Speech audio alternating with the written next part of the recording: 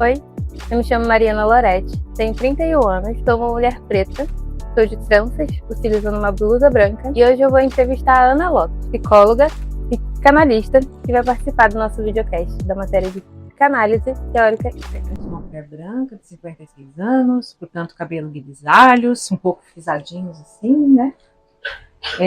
Estou usando uma roupa preta, estou aqui sentada numa poltrona conversando com você.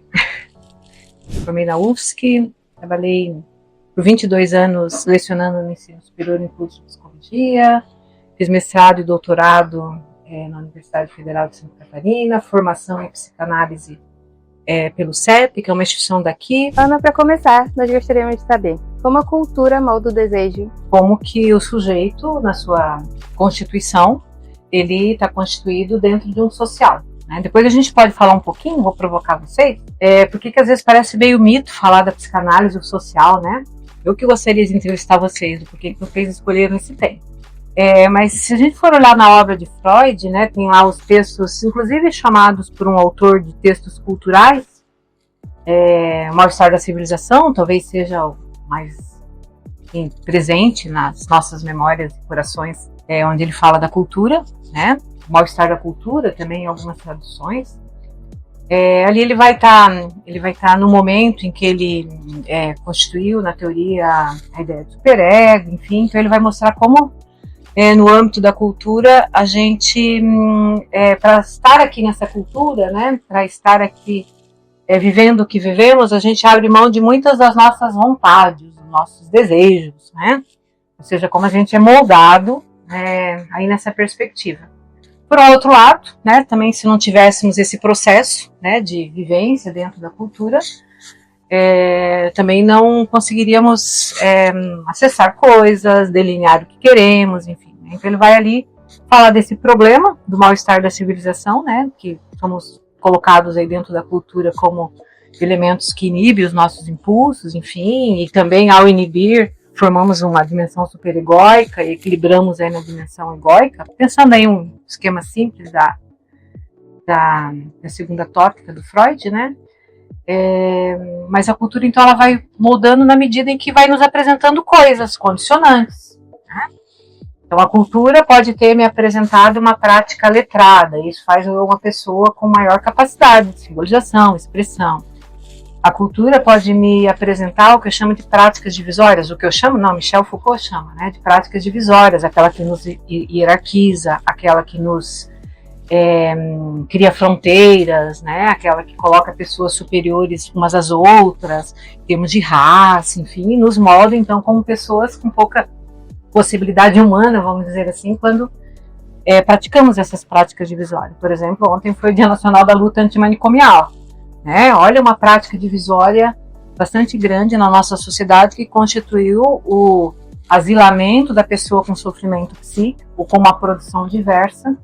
Então está aí colocado na cultura. Então a cultura tem vários modos de nos moldar, né? E também vários modos de nos constituir, né? A gente pode pensar na dimensão cultural da convivência com a arte, enfim, né? Também ela nos coloca isso, né? Então, seria um começo, assim, para poder pensar as obras de Freud. Tem Mal-Estar da Civilização, tem a análise, Psicologia das Massas e a Análise do Eu, tem várias obras ali que falam dessa dimensão, que são as chamadas obras culturais, mas eu diria que a dimensão cultural, né, depois a gente pode seguir conversando, também é intrínseca à própria teoria psicanalítica, né? É curioso que você me faz essa pergunta, olha só, eu vou lá responder com os textos culturais de Freud, que eles são, um deles é até mais no começo da obra, mas ele escreveu já lá no final da produção dele. Mas eu diria que intrinsecamente ao texto psicanalítico, ao que Freud produziu, o social está ali dentro. O curioso é porque que a gente vai falar do social, a gente tem que fazer esse quiprocó todo, né, assim, falar da psicanálise do social. A gente pode conversar também um pouquinho daqui a pouco sobre o social está dentro do que prevê e mexe a psicanálise enquanto ciência, já falando um pouco da pseudociência, que descreve, né, esses fenômenos, que organiza esses fenômenos. De que maneira a psicanálise pode ser discutida diante das questões sociais atuais? Quando vamos fazer a conversa da psicanálise com a sociedade, parece que sempre estamos diante de uma condição diferente, né? Parece um mito entre a gente que a psicanálise não conversaria, né, com o social, como eu disse antes, né, nos textos chamados culturais. E duas citações que eu queria chamar a atenção, até anotei elas aqui para vocês, é que nesse texto da Psicologia das Massas e Análise do Eu, Freud disse: toda psicologia é ao mesmo tempo individual e social. Né? Sempre quando vamos falar de psicologia no social, lembramos desse trecho. Mas tem um outro trecho, e esse eu gosto muito, e esse a gente pouco fala dele, que está num texto de Freud de 1895, portanto, 10 anos antes da interpretação dos sonhos, no textos chamados de pré-psicanalíticos, que olha só o que Freud diz. Ele diz assim, que todo desamparo é fonte de motivos morais. O que quer dizer isso? Eu diria que essa frase mais social que a gente pode ter de Freud, e eu diria que o texto de 1895, ele já tinha toda a psicanálise ali desenhada, é um texto que vale a pena nos debruçarmos sobre ele, mas esse trecho em que ele diz todo desamparo é fonte de motivos morais, né? Ele vai falar de tudo que ele vai desenvolver depois. Por exemplo, sobre o narcisismo, uma introdução de 1915, quando ele fala sobre a criança antes, que é a ideia dessa condição de desamparo em que nasce o ser humano. Então, o ser humano, ele é todo moldado, formado pela relação, pelo social. Eu diria que quando a gente dá uma comidinha para uma criança na boca e ela faz assim, ela está aprendendo não, pelo corpo dela, pelo contato do outro, por conseguir olhar para mim e prestar atenção naquela colher, por ter sentimentos gratificantes de estar sendo alimentada. Então, tem um social nascendo ali. Então, assim, quando Freud diz todo desamparo é fonte de motivos morais, ele está dizendo, então, que todo descuido, todo descuidado a uma criança, a um ser em desenvolvimento, é o que vai levar a processos desumanizatórios. A palavra nem tem no dicionário, mas vamos falar dela assim mesmo. Porque os descuidos com os desamparos fazem com que a gente não humanize o humano, né? Então é aí que vem todas as divisões, as guerras, as diferenças, as incapacidades humanas de poderem, no limite superior das suas possibilidades, criarem, ter acesso a prazer, viverem seus conflitos, organizarem coisas, usar as tecnologias. Então eu diria assim que o social ele tá no cerne da psicanálise, ele é inerente à psicanálise, né? Eu acho que então até para pensar assim, por que teríamos então uma crítica à psicanálise, porque ela não seria social? Considerando o contexto social, ainda dentro dessa proposta, você enxerga que a psicanálise ela vai para além do consultório? Dessa lógica, por exemplo, para a Argentina, que nos anos 60, 70 vai fazer Pichon Rivière trabalhar com uma psicanálise voltada ao social, os grupos operativos, enfim. Eu acho que é uma metodologia de fazer psicanálise voltada a grupos, voltada à sociedade, para transformação social de modo muito interessante. É uma metodologia de atendimento. Então, veja, estou saindo do consultório quando eu penso grupo, né? Pode pensar, por exemplo, numa unidade básica de saúde, um grupo, e eu poderia falar de algumas experiências sobre isso, um grupo que trabalha na perspectiva psicanalítica com hipertensos e diabéticos.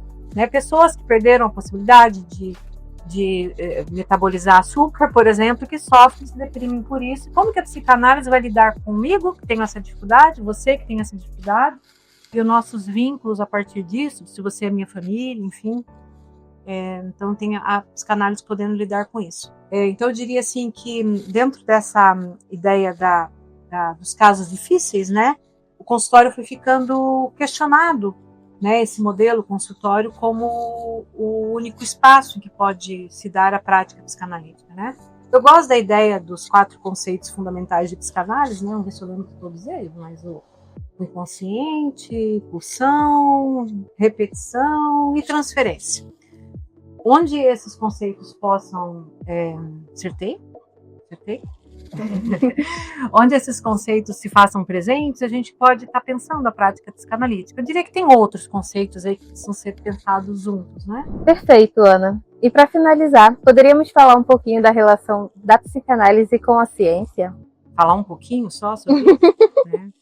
Então, eu já abordei em outros momentos, né, como Freud ele inicia seu trabalho de um jeito apertado, né? Apertado, do ponto de vista, se olhasse com óculos, né, e com a análise Foucaultiana, né, num processo de uma certa sujeição ao modelo de ciência. Porque, lembremos, ele trabalhava com anatomia, estudou a anatomia de um determinado... agora esqueci o nome do bichinho lá que ele estudava, o sistema nervoso, né? E aí ele vai ampliando para outros fenômenos que não se encaixavam nesse enquadre que ele estudava. Mas ele consegue, diante do que interessou a ele, prioritariamente, o estudo da histeria e das neuroses, enfim, desenhar um método.